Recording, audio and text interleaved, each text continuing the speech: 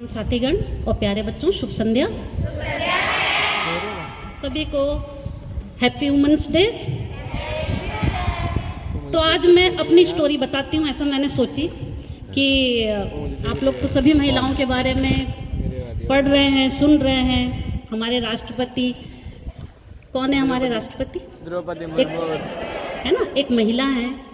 तो मैं सोची कि क्यों ना मैं अपने मेरे जीवन में जिसने प्रभाव डाला वो दो महिलाओं के बारे में मैं आपको थोड़ी सी जानकारी दे दूं, क्योंकि वो तो आप मुझसे ही जान पाएंगे।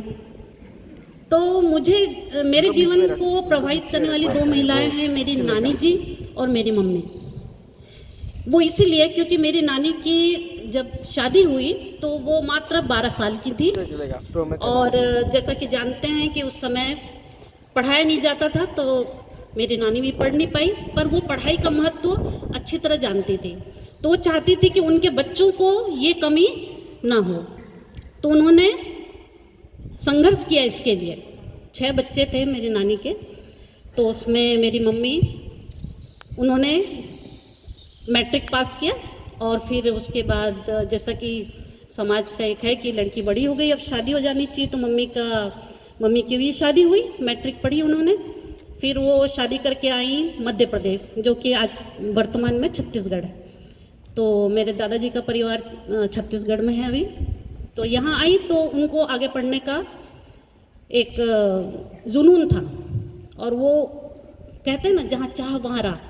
तो उन्होंने मध्य प्रदेश बोर्ड से फिर से मैट्रिक की परीक्षा दी शादी के बाद, क्योंकि उनको आगे पढ़ना था। और जैसा नियम था उस समय कि आप दूसरे स्टेट से आते हैं तो आपको उस स्टेट का मैट्रिक पास करना होता है। तो उन्होंने पास किया। उसके बाद उन्होंने ग्रेजुएशन किया, पोस्ट ग्रेजुएशन किया। ये सब हमने अपने आंखों से अपने सामने देखा। सब चीज़ हमें संभालना, घर के काम करना, पढ़ाई करना, इसमें मेरे पापा का बहुत ज़्यादा सपोर्ट था। जैसा कि मैडम ने भी बताया, उर्मिला मैडम ने, बिना आपके आसपास के सपोर्ट के आप आगे नहीं बढ़ सकते हैं। तो मेरी मम्मी को भी सपोर्ट था मेरे पापा का। मेरे पापा ITI में इंस्ट्रक्टर थे, स्टेनोग्राफर और उसके टाइपिंग के। तो मम्मी ने वो भी सीखा।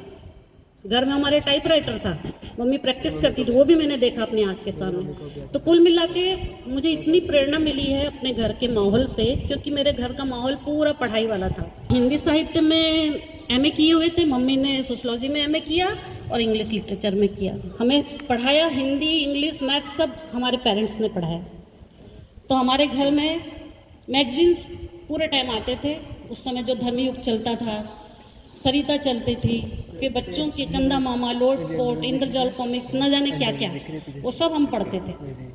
और टीवी देखने के लिए एक डिसिप्लिन था, आप चुन लीजिए इसमें से कौन सा प्रोग्राम देखना है, महीने में कौन सा एक प्रोग्राम आपको, ये सब डिसिप्लिन में हम लोग रहे।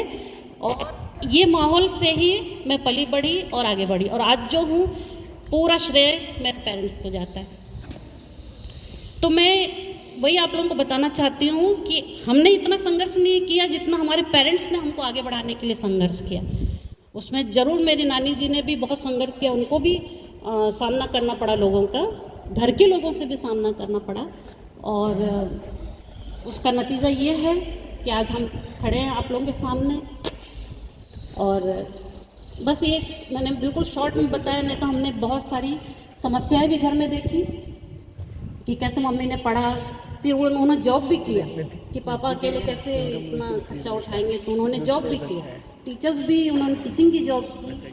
फिर बाद में वो प्रिंसिपल भी बनी। और आपको ये कल आप लोग जो हेयर स्टाइल बना रहे थे, मेहंदी लगा रहे थे, ड्रेसिंग, आप लोगों का सेंस, वो देख के मुझे लगा कि मेरी मम्मी ने भी ब्यूटी पार्लर का भी कोर्स कर लिया कि घर से बैठ के मैं बिजनेस करूँगी, पापा को सपोर्ट करूँगी। तो ये सब मैंने देखा अपने बढ़ते हुए, मैंने अपने जीवन में सब चीज़ देखा मैंने। तो इसीलिए मेरे जीवन को जो प्रभावित किया वो मेरे परिवार ने किया।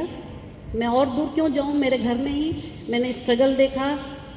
और वही बोलती हूँ कि जहाँ चाह वहाँ राह। इतना स्ट्रॉन्ग विल पावर मैंने अपनी मम्मी का देखा।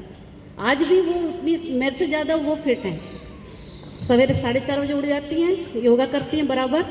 उनको सिर्फ BP है, हाई BP, और मुझे पता नहीं क्या क्या हो गया अभी। तो वो एक होता है कि इंसान के इरादे अगर मजबूत हों तो वो बहुत कुछ कर लेता है। तो आपके सामने बहुत अपॉर्चुनिटी है, आप नवोदय में हैं, आपके आसपास इतना आपको कुछ मिल रहा है जो कि पहले के ज़माने के लोगों के पास बिल्कुल भी नहीं था, वो खुद से होके आगे बढ़े। तो आप लोग अपने जो हुनर है उसको आगे बढ़ाइए। आगे आने वाले दिनों में हो सकता है आपको नौकरी भी ना मिले, तो आपके पास जो भी हुनर है उससे आप अपना बिजनेस कर सकते हैं। जैसे आप मेहंदी अच्छा लगा लेते हैं तो आप अपना बिजनेस शुरू कर सकते हैं घर से आगे चलकर। पर आप बहुत पढ़िए, पढ़ने की कोई उम्र नहीं होती, जैसे मैंने बताया कि पढ़ाई आप ज़िंदगी भर भी कर सकते हैं। तो आज के दिन को मैं समर्पित करती हूँ मेरी नानी जी और मेरी मम्मी को। बहुत बहुत धन्यवाद आपका।